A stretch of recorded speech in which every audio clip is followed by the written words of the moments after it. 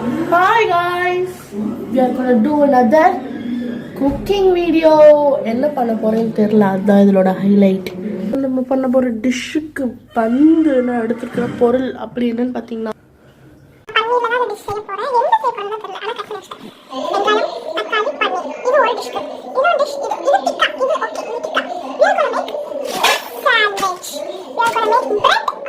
Tikka. Okay, அதுக்கு என்ன பண்ண போறோம்னா நம்ம பன்னீர் பிரெட் எக் சாண்ட்விச். பன்னீர் பிரெட் எக் சாண்ட்விச் தான் நம்ம வந்து பண்ண போறோம். மேரினேட் நம்ம பண்ணோம்னா ஊறிக்கிட்டு இருக்கும். நம்ம அதுக்குள்ள வந்து ஸ்டஃபிங் செய்யலாம். சாண்ட்விச்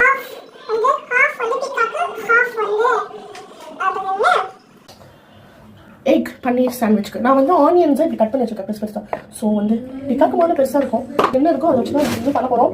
ஃபஸ்ட்டு நம்ம மங்களகரமாக சால்ட்டில் ஆரம்பிச்சிடலாம். மஞ்சள் ஆரம்பிக்க மாட்டேங்க.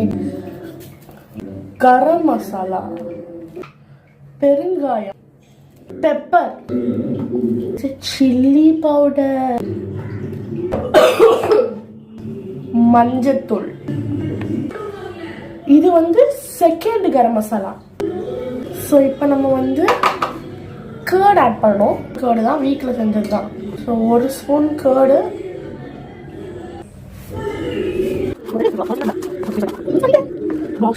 மேரினேட் ஆகிற வரைக்கும் நம்ம வந்து நம்ம பிரெட் சாண்ட்விச் எண்ணெய் ஊற்றிக்கிட்டோம். நல்லா சூடாயிடுச்சு.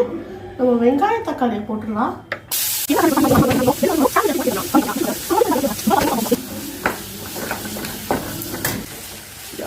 This is how it looks. இப்போ நம்ம சால்ட் ஆட் பண்ணிக்கலாம். அப்புறம் என்ன பண்ண போறோம்னா நம்ம பன்னீர் ஆட் பண்ண போறோம்.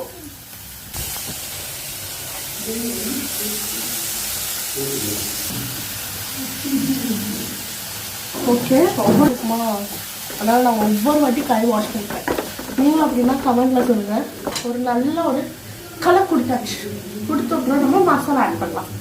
மஞ்சத்தூள் போட்டுக்கலாம். மசாலா, சாம்பார் மசாலா, அந்த மாதிரி மசாலா ஆட் பண்ண போறோம்னா இப்போ கரம் மசாலா, நம்மளோட second garam masala, pepper, chilli powder mix பண்ணிக்கலாம்.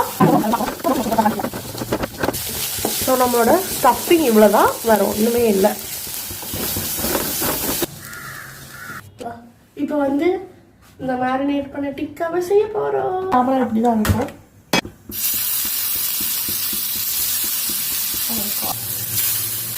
நம்மளுக்கு இப்போ திருப்பி போட்டேன். ஓகே, நம்ம டிக்கா ரொம்ப கிறிஸ்பியாக ப்ரௌனியாக